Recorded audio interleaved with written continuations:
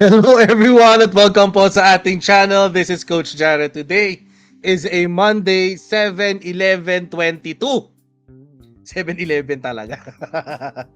Convenience store pala. Ayan. So maraming pong salamat sa inyong patuloy na pagsuporta sa ating channel. At kung hindi pa po nagagawa, please click subscribe. May subscribe button po tayo dyan sa baba ng ating video sa YouTube. At kung kayo naman nasa Facebook, merong like button sa taas. Paki-click na rin po yung like button. Huwag niyo rin po kalimutan paki-share po yung ating video para marami pong makaalam ng mga pinag-uusapan natin dito sa ating live stream. Also, follow na rin po tayo sa Coach Jared na ating Facebook page. Ayan. Also mga kaibigan, meron po tayong bagong pakulo dito sa ating channel. Iniintay ko lang yung mga materyales na kailangan ko makuha. Pero isa na rin po tayo sa mga taong mag-e-endorso ng Sendwave. Ayan. So hintayin niyo lang mga kaibigan. May mga marketing materials akong lalabas. So kung kayo po ay nasa abroad, nasa America, Europe, right now US, Europe, and some parts pa. Kung nandun po kayo at gusto niyo po magpadala sa inyong mga pamilya ng inyong mga remittances, pwede niyo padaan po sa Sendwave through my code. Hindi ko pa alam yung aking code. Inintay ko pang mag-activate yung code ko. Pero ayun. Sabihin ko sa inyo kung kailan ako merong code. Pero yun, Sendwave na rin tayo mga kaibigan. Anyway, if I'm not mistaken, nauna dyan si Madam Marlica, tapos si Sas, tapos recently they reached out to me. So ayun mga kaibigan. Tapos hintay lang, kalma-kalma lang tayo dyan pag gano'n. Salamat sa na tingin niyo gwapo ko kahit na ganun. Anyway, pero thank you very much ha. Salamat sa ego boost. Salamat. Anyway. Ay, si SMNA ay nag-Sendwave na rin, di ba? Stig. So marami na pala tayong nag-endorse ng Sendwave. Medyo boring tong araw na to pagdating sa topics. Sa totoo lang. Kasi wala masyadong ganap. Actually, pabor pa nga kay PBBM halos lahat ng nagaganap eh. Napansin ko mga kaibigan. Napansin ko talaga, kanina nanonood ako ng mga balita, nagmo-monitor ako. Yung mga halos araw-araw nang binabatikos ngayon si PBBM. Hindi na halos araw-araw, halos minuto na. Ayun, so maraming bumabatikos nga kay PBBM, si Gabriela kanina. May batikos. Tapos parang ito yung sa Sri Lanka. Yung sa Sri Lanka mga kaibigan, parang 'di ba pinasok nga doon ng mamamayan ng mga Sri Lankans or kung ano man tawag sa kanila, yung palasyo ng kanilang presidente. So parang mini-mirror nila sa EDSA Revolution, yung mga ganap-ganap. So 'di ba parang masyadong tutok na tutok. Pati yung, di ba, recently, nagkaroon ng landslide ba o bagyo sa norte. Tapos, pinauso na naman nila yung nasaan ang Pangulo, nasaan ang Vice. May gano'n na ngayon, may bago ngayon na nasaan ang VP. Yun. May gano'n. Tapos may ganap itong si Raisa Robles, may ganap kanina.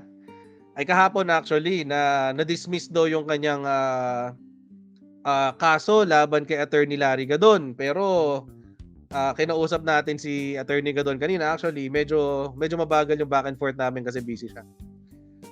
Alam naman natin, syempre, public figures.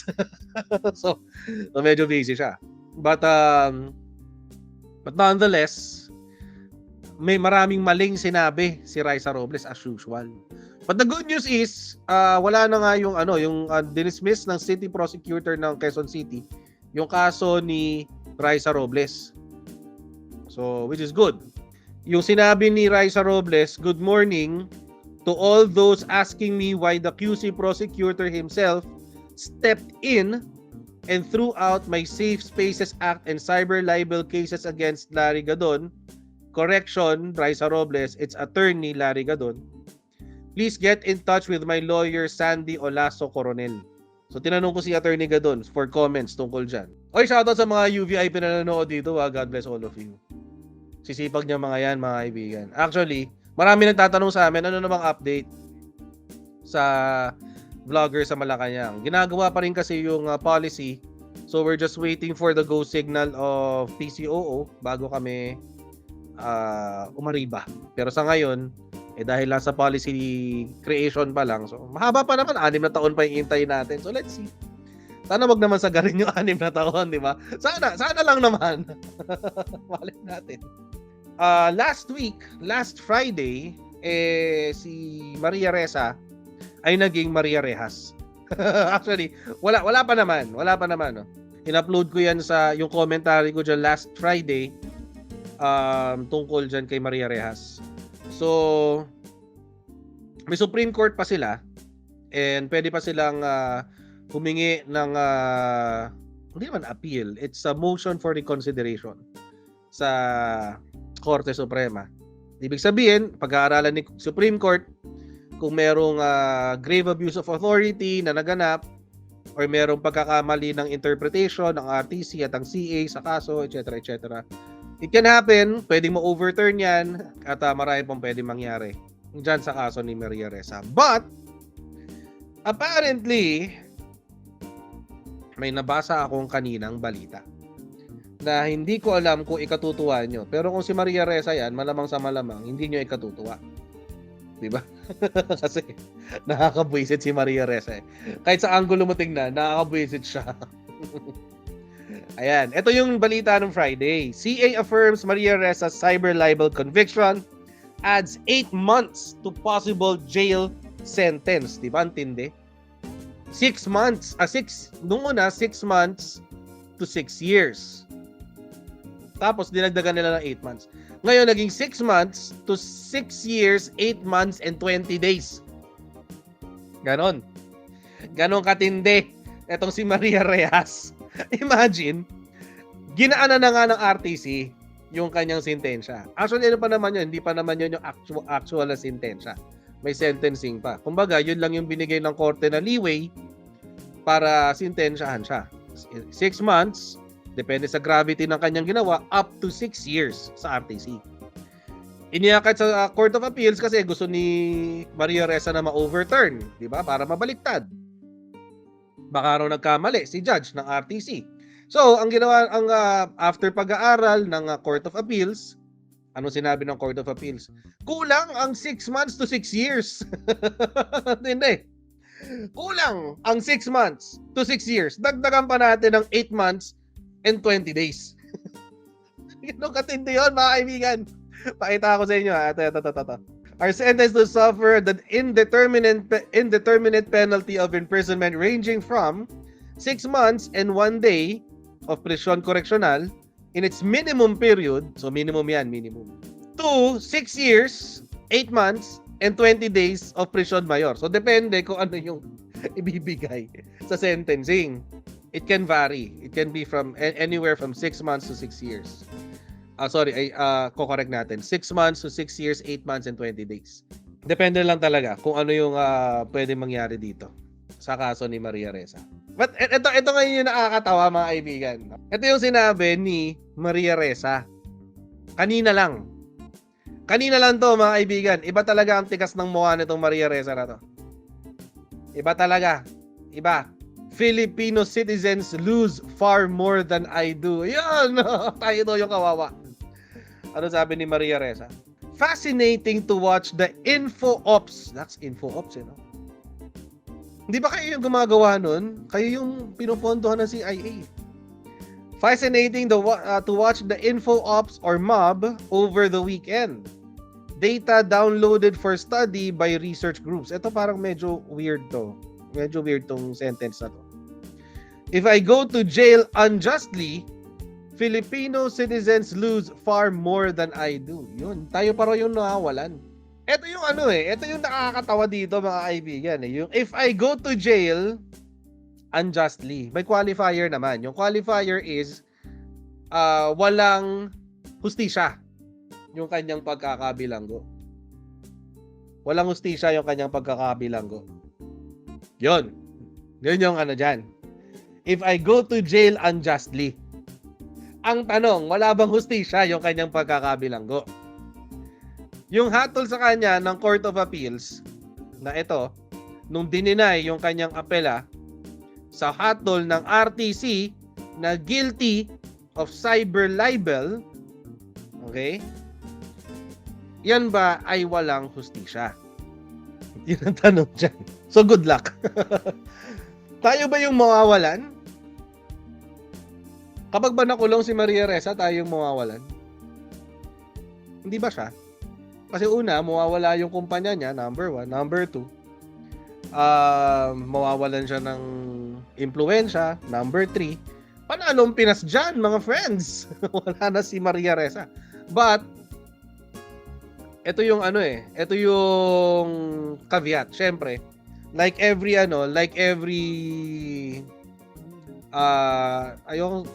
sabihin na natin like every kontrabida story, laging merong isang lalabas. So, hindi natin alam kung may papalit dito sa Maria Ressa pag siya nakulong, no? So, we don't know yet. Or, baka umarte siyang, parang Laila de Lima. Diba? For the past 5 or 6 years, walang sinisigaw si Laila de Lima, kundi puro nakulong ako ng walang dahilan. I'm innocent, etc., etc., etc. Okay. O di ikaw ng inosente. kaso si DOJ has found probable cause sa kaso ng kanyang drugs. The same is true kay Maria Ressa. The same is true kay Maria Ressa, mga kaibigan. Si Maria Ressa has been found guilty by the RTC and the Court of Appeals. So ang tanong, pag ba siya ay nakulong, is it unjust or wala bang katarungan yung kanyang pagkakakulong? The answer there is simple. No, it is not unjust. Hindi yan walang katarungan. Yan po ay katarungan para kay Wilfredo King. At apparently, pati sa yumaong Chief Justice Renato Corona. Akalain yun, itong simpleng kaso na to ng cyber libel ay hindi lang pala apektado ang kaso dito ni Wilfredo King. Apektado din dito yung kaso or yung naging imahe na ipinakita ng Rappler tungkol kay CJ Corona. Yan po ang naging article kanina ni Ambassador Bobby Tiglao. Ano po kanya sinabi? After 10 years, CJ Corona from the grave exacts justice on Ressa. Intindi, no? Intindi, mga kaibigan. Bakit po? Kasi lingid po sa kaalaman ng maraming tao. Ito pong kaso ni Maria Ressa at kay Wilfredo King ay related po sa impeachment complaint laban kay Renato Corona. Unknown to many, according to Ambassador Bobby Tiglao, Maria Ressa and Rappler's libelous article was part of the vicious hatchet job they did in 2012 against then Chief Justice Renato Corona. For that, Ressa was convicted first by the Regional Trial Court in 2020 and then the Court of Appeals the other day. Yun po, mga kaibigan. Ano po kasing nangyari? Actually, yung sinulat po na article ni Rappler tungkol kay Wilfredo King ay ito. In-screenshot ni Ambassador Bobby Tiglao. Chief Justice using SUVs of controversial businessman. Yun. Ang gusto ko nilang palabasin, mga kaibigan, si Wilfredo King, ito po yung libelous statement na kung saan nahatulan ng guilty si Maria Ressa. King, or Wilfredo King, Wilfredo or Winfredo, either of the two. Basta King. King, Corona's friend who lent him an SUV, had been under surveillance by the National Security Council for alleged involvement in illegal activities, namely human trafficking and drug smuggling. He was involved in a murder case for which he was never jailed. The death of Manila Councilor Chica Go in 2002 where Keng had been identified as a mastermind. Ayan. Ito po yung article na yun. Kung saan nahatulan, ito po yung basehan kung bakit nahatulan si Maria Ressa at ang sumulat na to na si what's his name? Reynaldo Santos or Ray Santos Jr. Ayan. Ng guilty of what do you call this? The cyber libel under the 2014 cybercrime law. Ngayon, ang argumento dito ni Maria Ressa is etong May 29, 2012, etong article na to ay hindi napasok sa cyber libel. Saan ka nakakita ng argumento na ang sasabihin ng abogado mo, Judge, mali yung kaso. Mali yung kaso. Di ba? Instead na patunayan yung inosente mo, ang sasabihin ng abogado mo, Judge, kailangan ipasuran nyo tong kaso na to. Bakit? Mali po yung kaso eh. Kasi wala pa tayong cybercrime law noong 2012. Ano bang klaseng ano yan? Ano bang klaseng argument yan? My gosh. Diba? It's a negative pregnant. Negative pregnant kasi yon, mga kaibigan. Negative pregnant. Bakit po ito pumasok sa cyber libel? Kasi mga kaibigan, noong 2014, nagkaroon na tayo ng cybercrime law. At sa cybercrime law, naka-indicate doon na lahat ng mga crimes na pwede mong i-convert into lahat ng mga non-cyber crimes or non-internet or non-computer related crimes na pwede mong i-convert into a cybercrime. Kapag ikaw ay gumagamit ng ganito, mga computer. So, kasama doon ang libel. Ngayon, ang argumento ng abogado, kilala naman natin kung sino ang abogado ni Maria Ressa, wala pang cybercrime law noong 2012. So kahit libelous statement yan, it doesn't apply. Hindi siya nag-a-apply. Oh my God! Bakit ganon? Ang pangit ng argumento ng abogado. We all know who the lawyer is. Di ba? Alam naman natin kung sino ang abogado dyan. Pero itagol na natin siya sa pangalang Te. Anyway. So yan. Paano siya pumasok sa cybercrime law? Ganito siya pumasok. Noong 2014, na-republish itong article na to. Na-republish siya. Bakit siya na-republish? Kasi nag-correct sila ng grammar. Mga kaibigan. Pero hindi nila binago yung content. Contrary sa request ni Wilfredo Keng. Ayos po yung inyong article kasi hindi po ako na-interview tungkol dyan. Yan po ay nandoon sa kaso. If I remember it correctly. Nagsabi po si Wilfredo Keng na please take down the article because it is libelous. Of course, through his lawyers. Pero hindi pinakinggan ng Rappler. Instead, ni-republish pa nila noong 2014. Ngayon, nung ni-republish nila noong 2014, meron na tayong cybercrime law. Pumasok ngayon siya sa cybercrime law. Yun, doon po mga kaibigan. Doon po siya pumasok sa cybercrime.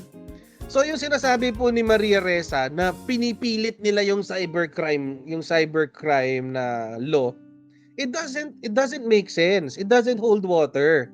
Wala akong ibig sabihin yun. Kasi kontra doon sa mga request ni Wilfredo Keng mismo sa pamamagitan ng mga kanyang abogado na i-take down na yung libelous article, ni-republish mo pa noong 2014. Yun po yun, mga friends.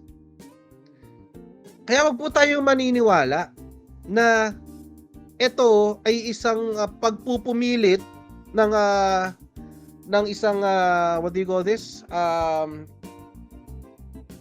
Ng isang gobyerno dahil kontra ito sa mga press na critical sa kanya. By the way, ngayon ko lang naalala tong picture na to. Wait lang, pupuntahan ko siya. Nakakuha pa tong si Maria Ressa ng tigas ng muka, mga kaibigan, para sabihin to. So kaya siya humuhugot ng ng self-confidence para magsalita ng ganito. Sabi niya, now we see the pattern of the Marcos administration. Harass and intimidate journalists, then replace them with propaganda bloggers and vloggers. Death by 1,000 cuts of the PH Constitution and our democracy. We won't voluntarily give up our rights. What the heck? What the heck, Maria Ressa? Saan ka humugot? Anong kinalaman ng Marcos administration dito? Wala. Walang kinalaman ng Marcos administration dito, Maria Ressa. Mahiya-hiya ka sa balat mo. Mahiya-hiya ka naman. Hindi perpekto ang balat ko, pero mahiya-hiya ka naman din sa balat mo. Kasi mga kaibigan, naman, anong kinalaman dito ng Marcos administration? Isang linggo pa lang nakaupo yung mama. Kailan lang siya umupo? July 1. July 1 lang siya umupo, mga kaibigan, bilang Pangulo ng Pilipinas. Tapos, isisisi mo yung pagkatalo mo sa kaso kay PBBM. Ang tigas mo. Biktima ka pa rin, Maria Ressa. May sumagot sa kanya itong si Chris Batin. Hindi ko alam kung hindi ko siya kilala. Siguro Twitter Twitter person. Sabi niya, the government has nothing to do with your libel case. It was a private citizen. Totoo naman. Wilfredo King. Pinagpipilitan talaga ni Maria Ressa. That's not true. Wait. Government official ba si Wilfredo King? Gaslighting to. Ito yung tinatawag nating gaslighting. Sabi pa niya, it's why the state prosecutors represented the case. This case and its legal acrobatics wouldn't have moved without the government. Okay. So, ang sinasabi niya, dahil daw state prosecutors ang nagrepresenta sa kaso na to, ay yun daw yung legal acrobatics. Is it? Is it really the state prosecutors? Hindi to DOJ eh. Hindi to DOJ and Solgen. Kung DOJ to, may lusot si Ressa. Pwede. Kung Solgen, pwede rin. Huwag nyo sabihin Pau. Kasi kung Pau, natural, trabaho niya yun. Pero Wilfredo King, being a businessman, does not need Pau. Not just a businessman. Being a rich businessman, does not need Pau. Anong ibig mo sabihin ng state prosecutors? Yung city prosecutors? Yung ba? City prosecutors, yung parang sinasabi ni Raisa Robles na nakialam daw yung city prosecutors sa kaso niya laban kay Atty. Gadon. By the way, speaking of, nag-reply na po si Atty. Gadon sa akin. Sabi po ni Atty. Gadon, pwede ko raw sabihin. Sige po. Wala, sabi niya. No problem. Okay. Basahin ko ulit. Ang sinabi kasi ni Raisa Robles, okay, sana hindi mag-lowbat yung phone ko. Ito po yung sabi ni Raisa Robles. Yan. Sana nakikita niyo. Hindi ko lang nakikita niyo. Ayan. Basta yan yun. Sabi ni Raisa Robles, Good morning to all those asking me why the QC prosecutor himself stepped in and threw out my Safe Spaces Act and cyber libel cases against Attorney Larry Gadon. Please get in touch with my lawyer, Sandy Olaso Coronel. Okay. Sumagot sa akin si Attorney Gadon. Ngayon lang. Sabi ni Attorney Gadon. Sabi niya, stepped in. Nakakatuwa talaga si Attorney. Shoutout kay Attorney Gadon. God bless po. It's the job of the city prosecutor to look into, review, approve, or disapprove, amend, revise, or junk and replace the work of an investigation prosecutor. May malis ang statement. Stepped in and threw out the complaint. Aba, that's precisely his authority and his job. Yun. Ganon din po yung nangyari kay Maria Ressa. Natural, trabaho ng prosecutor yun, city prosecutor. Hindi kayo biktima. Please lang. Maria Ressa, Raisa Robles, hindi kayo biktima. Ang titikas nyo eh. Anyway, balik tayo. Sa pamamagitan nito, by the way, nitong kaso na to na na guilty, or at least at the level of the Court of Appeals, Maria Ressa was found guilty. Si dating CJ Corona ay unti-unting nalilinis ang kanyang pangalan. Kasi nga, ito pong article na ito na isinulat ng Rappler, hindi lang po ito, marami pong article sa sinulat ang Rappler laban kay CJ Corona. Hindi lang po ito, marami po. At si Rappler po ay nagpagamit para siraan ang imahe ni CJ Corona para mabilis siyang ma-impeach. Bakit po? Kasi sabi ni Ambassador Bobby Tiglao, the target was obvious in this piece's title. CJ using SUV of controversial businessman.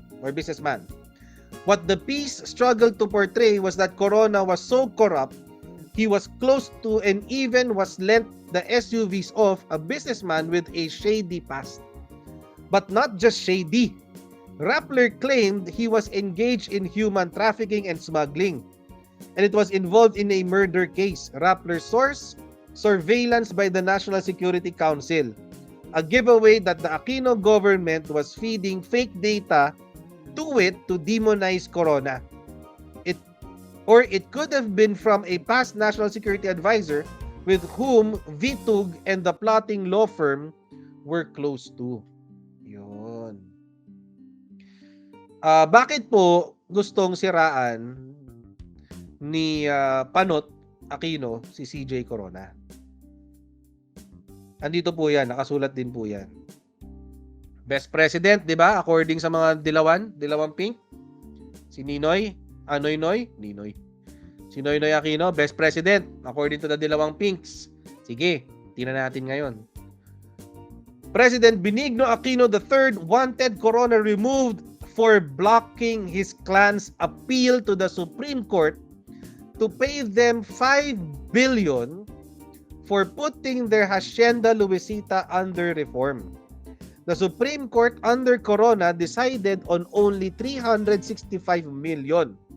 A powerful law firm, on the other hand, which allegedly bankrolled Rappler, wanted one of its founders to be Chief Justice. Yon. So apparently, mga kaibigan, kaya pala gusto nilang tanggalin si CJ Corona nung panahon na to, at marami po sa atin ang hindi nakakaalam nito at ang involvement ni Rappler dito sa ginawa ni BS Aquino, dahil napigilan daw ang pagbabayad sa pamilya nila ng 5 billion pesos. 5 billion nga naman kasi. 5 billion. 5 billion mo na, naging 365 million pa. Ang laki ng diferensya. Kasi, inilagay ito sa land reform. Dapat dati pa to eh. Dapat dati pa nasa land reform yung Hacienda Luisita na yan, di ba? Panahon pa lang ni Marcos, dapat nandun na yan sa land reform.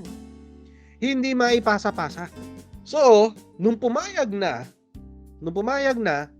ibigay sa land reform ang Hacienda Luisita, dapat daw magbabayad ang gobyerno sa pamilya ni BS ng 5 billion pesos. 5 billion, mga kaibigan, according to Ambassador Bobby Tiglao. Or former Ambassador Bobby Tiglao. 5 billion. 5 billion mo na, naging bato pa. Naging 365 million na lang.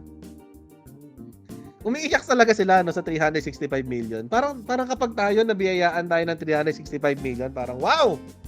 Wow! Di ba? Okay na tayo niyan. Buhay na yan hanggang anak natin, hanggang apo natin. Sila hindi pwede. Maliit ang 365 million. Kailangan 5 billion. Yun. Best President. Best President tayo dyan. Mga Dilawang Pink. Tindi nyo. Ang tindi nyo. So, kaya nagkaroon tayo, mga kaibigan, ng drama, ng moro-moro, ng pag-impeach kay CJ Corona. Alam nyo, mga kaibigan, sa sobrang wala silang makuhang ebidensya kay CJ Corona, nag-imbento, kung kumuha na lang sila ng mga ebidensya kahit hindi ito katanggap-tanggap sa korte. Mga walang permit, mga walang warrant, di pala walang permit, mga walang warrant, mga kung ano-ano. Saan siya nadali? Sa SALN. SALN ng dollar account. Dollar account, mga kaibigan. SALN ng dollar account. Doon siya nadali. Paano nakuha? Paano nalaman na may dollar account? Naglabas ng dokumento ang bangko. Bakit naglabas ng dokumento ang bangko kahit may bank secrecy law? Hindi natin alam. Basta naglabas siya ng dokumento. Si AMLA ang naglabas ng dokumento. Mga kaibigan, may bank secrecy law tayo. Hindi dapat nilalabas yan ng walang permiso. Ganun, mga kaibigan. Ganun katindi yung paninirang ginawa nila kay CJ Corona. Kaya nga namatay ito sa broken heart eh. Namatay ito si CJ Corona sa broken heart. Natake sa puso. Pero nung impeachment proceedings, mga kaibigan, meron pong tatlo ang hindi bumoto na ma-impeach siya. Si Senator Miriam, si Joker Arroyo, tsaka si PBBM. Sila yung nakakita dun sa kalokohang pinaggagawa ng dyan sa moro-moro na pinaggagawa dyan sa Senate impeachment na yan. Kawawa, nakakawa si CJ, mga kaibigan. Sobra. Tapos ito,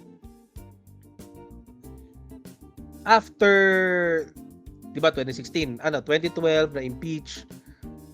2012 na impeach. Tapos namatay after 4 years. Tapos 2021, ito ngayon na nangyari. Nagruling ang Korte Suprema na bigyan si CJ Corona ng kanyang retirement benefits at iba pang mga benepisyo. Effectively, mga kaibigan, yung kanyang impeachment ay walang epekto sa kanyang pagiging Chief Justice. Geraldine Kasuga, salamat po sa inyong super chat. God bless po. Walang epekto. Kumbaga, parang hindi ka tinanggal. Bakit? Ano pong sinabi ng Korte Suprema? Sabi, the Supreme Court declared that Corona involuntarily retired from public service. Ayaw niya mag-retire, napilitan lang. Yun ang sinabi ng Supreme Court. Napilitan lang siya mag-retire sa serbisyo publiko. Bakit? Due to the peculiar circumstances surrounding his removal by impeachment. Maski yung ating Korte Suprema ngayon ay nakita yung mga bagay na hindi dapat naganap nung panahon na yun. Parang gano'n ang sinasabi nila. In fact, sinabi pa ito ng Supreme Court, how then will a failure to judicially convict for any liability post-impeachment affect the employment status, retirement benefits, survivorship pension, and other emoluments pertaining to the impeached? Ano ibig sabihin yan, mga kaibigan? Simpleng-simple lang. Natanggal nga sa pwesto, pero hindi nyo man lang siya na-convict sa kahit anong kaso. Ang dami kasing ikinaso, mga kaibigan. May graft and corruption, parang acts unbecoming of a civil servant, etc. etc. Marami kinaso sa kanya, mga kaibigan. Pero, ni isa ay wala silang na-convict. Wala silang na-convict. 4 na taon nung buhay yung mama. Ni isa, wala kayong naihatol? Wala kayong napatunayan? Wala kayong naipakita na maling ginawa nitong mamang to na tinanggal nyo sa pwesto? Yun. Yun po yung sinasabi ng Supreme Court. Parang namatay na lang yung mama, wala man lang kayong napatunayan. Ganun. Ganun ang sinasabi ni Korte Suprema. Kaya sabi ng Korte Suprema, baka ano lang yan, tratuhin na lang natin yan na tawag dito, retirement, forced retirement. Wala kayong napatunayan. So where does that leave us now? Mga kaibigan, ito pong si Rappler, matagal na po niyang isinusulong na mag-decriminalize ng libel. Tanggalin na raw yan sa RPC o sa Revised Penal Code. Huwag na gawing criminal liability ang libel. Parang sa Amerika kasi civil case lang ang libel. Civil lang yan, parang kay yung kay sino may pinakausong libel case recently? Si Johnny Depp. Parang si Amber Heard at Johnny Depp lang yan. Ganun lang yan, civil. Okay. Sa Pilipinas hindi. Sa Pilipinas kapag nag-libel ka, yan ay isang krimen. Okay. At dahil dyan, sila Rappler at ang iba pang mga press, tulad ng mga kaibigan nila, tulad ni NUJP, alam naman natin si NUJP kung sino sila, sinasabi na, itagpukin nyo nang gawing krimen yan. Huwag nyo kaming bigyan ng limitasyon sa aming press freedom. They're making it a press freedom issue. Yung pagiging criminal daw ng libel, isang press freedom issue. Hindi niya naisip nung si Luis Beltran ba yun? Si Luis Beltran kinasuhan ni Cory Aquino ng libel. Kasi talaga i-decriminalize ang libel para for the sake of press freedom. Hindi ba pwede nating sabihin na ang dapat pinaglalaban natin ay ang karapatan ng bawat tao na mabuhay ng may dignidad, nang hindi natatakot na pwede siyang siraan ng kahit sino? Mapa-press man yan, mapa-vlogger man yan, kahit sino sa media man yan, mapakapit-bahay man niya yan. Mga chismosang marites sa paligid. Libel and slander, di ba? Hindi ba mas mataas na karapatan yun? Kaya nga kanina, nabasa ko to, sinulat to ni Father Ranhilio Calangan Aquino. Or si Father Ranhilio Aquino. Why libel needs to be criminal? If I'm not, Father Ranhilio Aquino, if I'm not mistaken, siya yung Dean ng College of Law sa San Beda. If I'm not mistaken. I could be wrong. Pero ang alam ko siya yung Dean ng College of Law dun. Si Father Ranhilio Aquino. Maraming galit sa kanyang dilaw. Kasi medyo iba siyang mag-isip. Rio Shapir, salamat po sa inyong super chat. God bless po. Ano po ang kanyang sinabi tungkol sa libel at bakit dapat, tama, Dean ng Law San Beda. Correct. Ayan. Sabi niya, in an official statement posted by Rappler, there is expressed the hope of the Supreme Court that the Supreme Court will review the constitutional reach of the freedoms of expressions and of the press and even criminalization of libel. Sabi daw ng bagong statement ito ni Rappler na ipaglaban naman natin ang ating freedom of expression at freedom of the press. Sabi daw ni Rappler. Iangat natin ito sa Korte Suprema at sana ang Korte Suprema ay pumabor sa amin, mga press. Pero ito yung sinabi ng Dean ng College of Law ng San Beda, one of the premier law schools in the Philippines. San Beda yan, diyan kilala yan sa law school.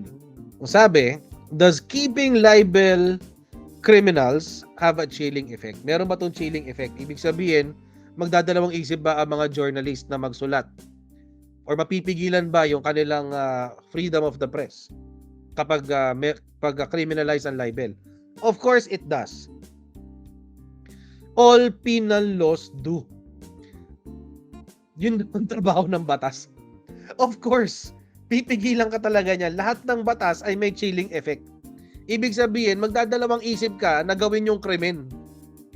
Kasi nga, yun ang trabaho ng batas. Takutin ka. Ngayon, it is the stupidest thing to demand that penal laws be stripped of chilling effects.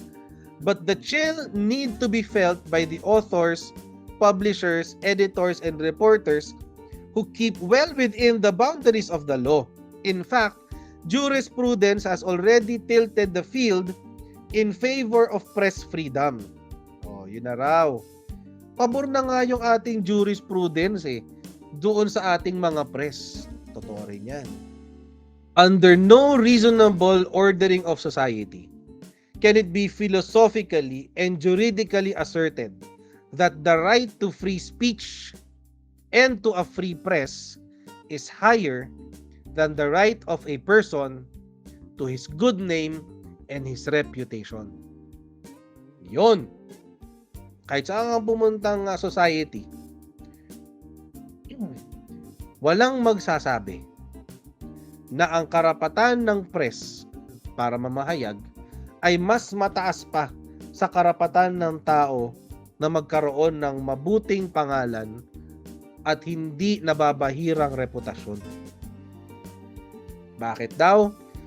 The esteem with which one fellow holds a person is the basis for social relations, the backbone of social interaction. Ibig sabihin ganito, kapag nasira ang pangalan mo, sira ang buhay mo. Pag nasira ang pangalan mo, sira ang buhay mo. Bakit? Pag nasira ang pangalan mo, hindi ka papagkatiwalaan ng mga tao, mahihirapan kang kumuha ng trabaho, mahihirapan kang makakuha ng jowa para magkapamilya, di ba? Mahirap lahat. Kasi madumi yung pangalan mo. Meron nga akong kilala, mga kaibigan. Meron akong kilala. Mabait siyang tao. Mabait siyang tao. Pero dahil nakilala siya sa isang pangalan na hindi maganda, hindi siya makapag-move on sa buhay niya. Hindi ko na sabihin kung sino. Pero, ganun mga kaibigan. Dahil nasira yung kanyang pangalan, di na iniwanan siya ng pamilya niya. Hindi na siya makapagnegosyo.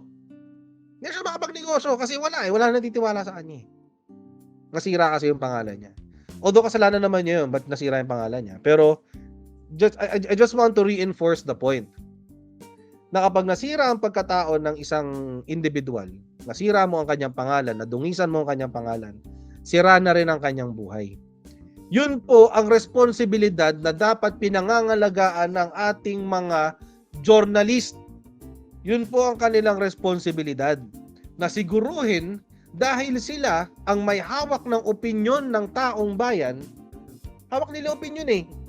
At dahil sila ang bumubuo ng opinyon ng taong bayan, dapat meron silang responsibilidad na siguruhin na ang kanilang mga binabalita ay number 1, totoo.